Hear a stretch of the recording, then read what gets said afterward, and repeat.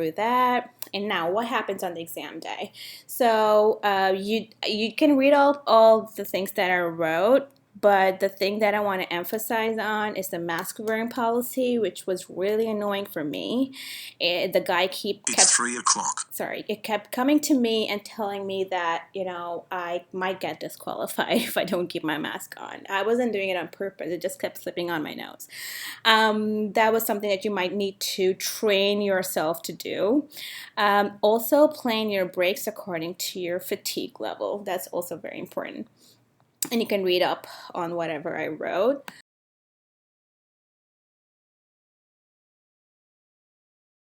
Yeah, the questions.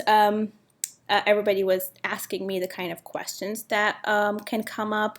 So these are the things that I thought are really important for you to know. One thing about the exam is the time management, which is the most, I cannot emphasize on this more.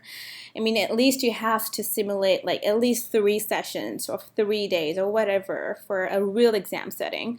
And then just time yourself because the more you're gonna time yourself, the lower the anxiety level is gonna be. Trust me, it's like inversely proportional to anxiety level. Um, um,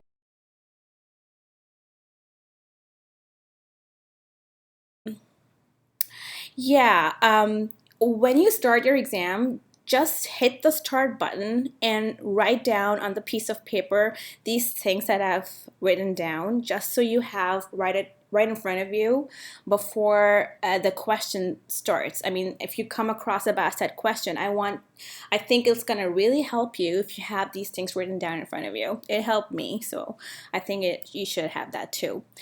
The patient safety ethics question, oh my God, everybody was asking me about it. So human factors engineering was the most heavily tested topic for me. And I got like 3 to 4 questions per block on it. So I think you should just focus on that right now. And I wrote down the cutoff that I could remember. You could read that. And also do not ignore screenings. You need to go over all the screenings like multiple times, even the day before your exam. Make sure you just go through all the screening questions at least once. Not questions, the algorithm. Yeah, you can read up. You can pause and read up on whatever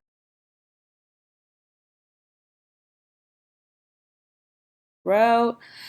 Okay, so now finally the questions that I got. So somebody asked me this question. So what my approach is that I read the second last line first, then I read the last line, then I skim the options, and then I go to the vitals / age. That's my approach towards question, and this kind of helps me to pick out the red herrings, the distractors in the question. And I have just this 10, 20, 30 minute cutoffs in my head that you might find helpful. If you are on the 10th question, just see the timer. If you are on the 48th minute mark, if you're on the 46th minute mark, that you know that you're going pretty slow, you need to kind of pace up a little. Just remember that. And for 20, I had this 35 minutes cut off, and for 30, I have like 15 to 18 minutes. So, it's like kind of, it can vary between people, but this was my own cutoff. So, in this way, I did not run out of time for a single block. Thank God. I was really good in my time management. That was one thing that I was really good on in my exam. Um,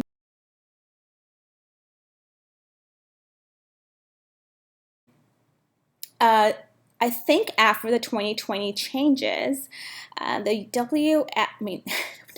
sorry, excuse me, the UWorld 1 and 2, they're not really predictable of their, they were not predicting the real score. I got like 10 points below my average, and a guy who took the exam with me, he had lower scores than me on all the self-assessments and all the UWorld self-assessments as well, and he scored like 10 points over I mean, not 10, 15. And like I have like 4 or 5 stories from the similar timeline of my exam. So that kind of make me wonder if they're still as predictable as they were before, or they have just lost their authenticity, you know?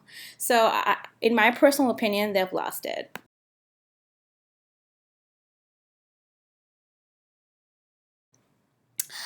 Okay, so did you have the Ewell table chart in your mind? No, I did. I don't think so. I was just going with the flow. Like when you do the questions in U World, you understand what's coming next. But if you're talking, I'm not a, no, I don't not. I don't have a photo memory. No, I don't. So, no. Were you asked a lot of best next step in management questions? Oh, yes, of course I was. There were a lot of questions where, especially in the screenings, like mammograms and all that. I cannot give the questions away, but I mean, you can understand that if a lady is coming with a mass, what's the next step, blah, blah, blah, you know? The protocols and what to do next, I think that's a similar question to the best next step. But as far as protocols is concerned, I'm not sure if I understand that right, but if that's kind of similar to the best next step, right? But like I said, yes, you have to know it.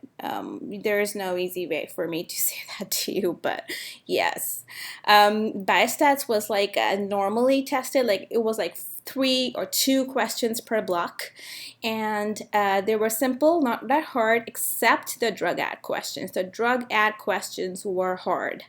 I'm not gonna lie to you. The drug ad questions, every question had like 3 parts.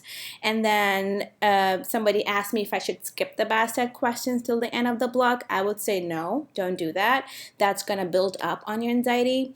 And if you know Huda, my really good friend, I talked to her the day before my exam, and she told me do not skip BASTED question till the end. It's gonna save you from a lot of anxiety. And she was right. At least go over it one time. Try to solve it in 1 minute or 1.5 minutes. If you can't understand, just mark the answer, preferably mark C, because I have seen that C is the right answer if you don't know the answer.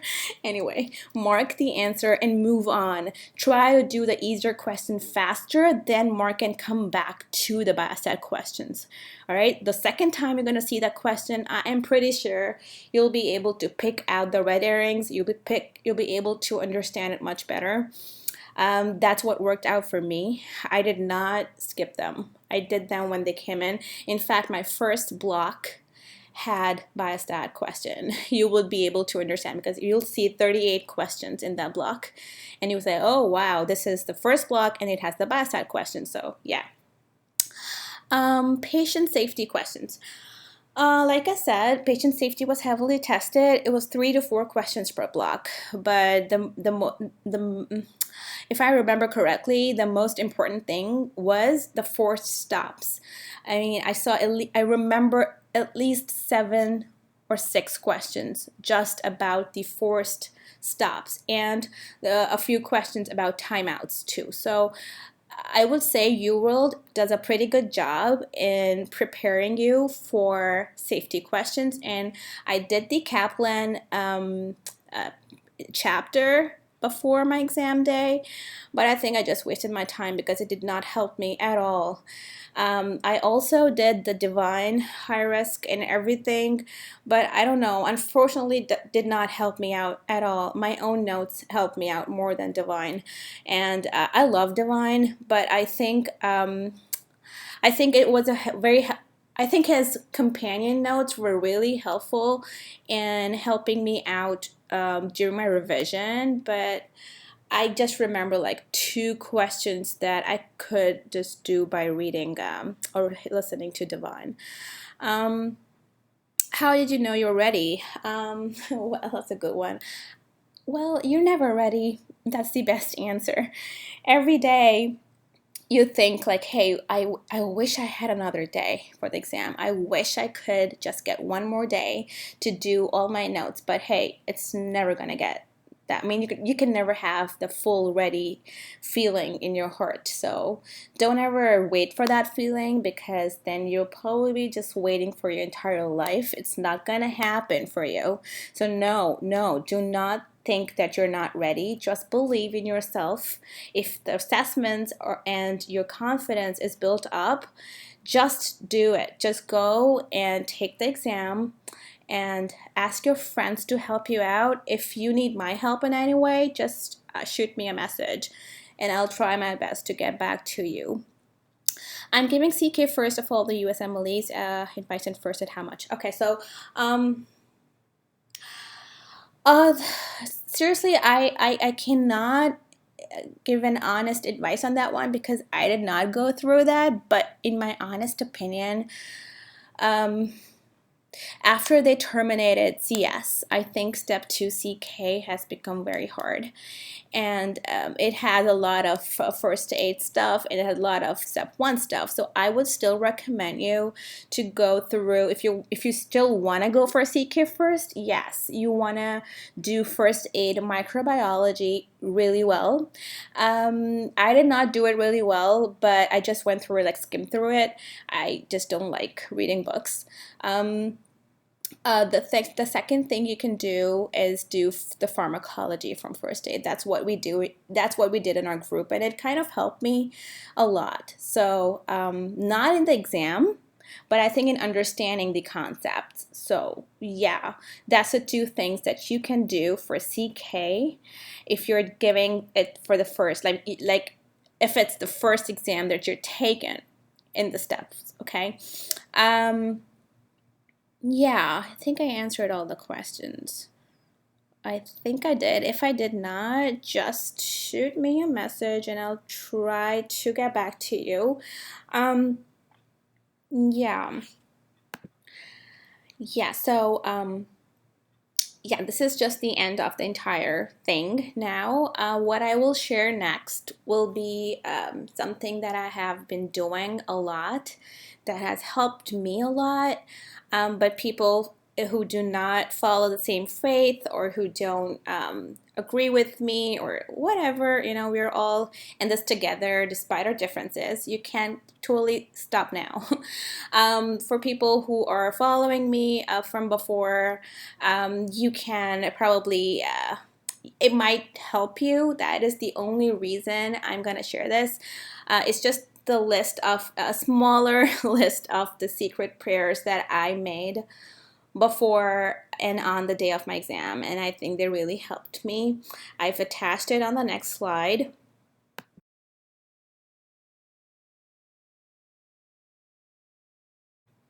Right here. And then whenever I used to get stuck in a question, I used to close my eyes and just read these 2. And trust me, it worked for me. And I'm pretty sure if you have faith in your heart that you will find the solution to this problem, I think you'll be able to get through with this. So yeah, with that, I just wish you the best of luck. And I know I talked a lot, but this was the best way I could do this so that I can reach and help as many people as possible. I think written things are usually get lost, and this is like a more systematic way to get through things. Okay. Thank you. Take care, and bye-bye.